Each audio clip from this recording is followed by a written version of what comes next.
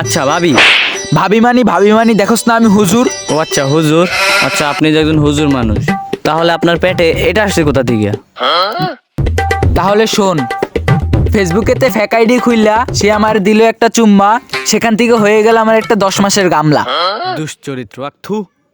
Hot, দুশ্চরিত্র কস তুই আমারে, ওইটাও খুললে দেখামু। তো হুজুর আপনার ইতিহাসটা আমার একটু বলেন না। দুঃখের কথা আর কি বলমু, তুমি যেহেতু জানতে চাইছো তাহলে শোনো। ছোটবেলা থেকেই আমার মাথার বুদ্ধি ছিল পাছায়, আর পাছার গু ছিল মাথায়। তারপরেই পাছার গু আমাকে একটা বুদ্ধি দিল, শত শত ফেসবুক আইডি খুলবো, তার ভিতরে থাকবে 2টা ছেলেদের আইডি আর থাকবে সব মেয়েদের নামে ফেক আইডি।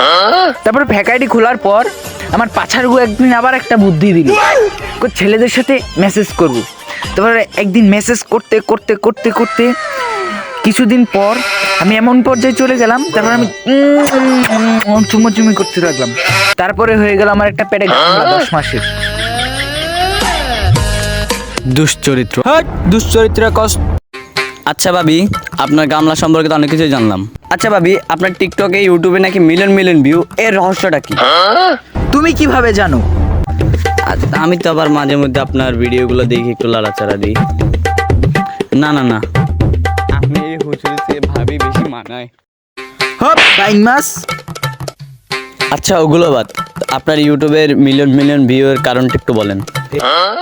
আমি আগেই বলছি, আমার মাথার বুদ্ধি ছিল পাছায় আর পাছার বুদ্ধি ছিল মাথায়।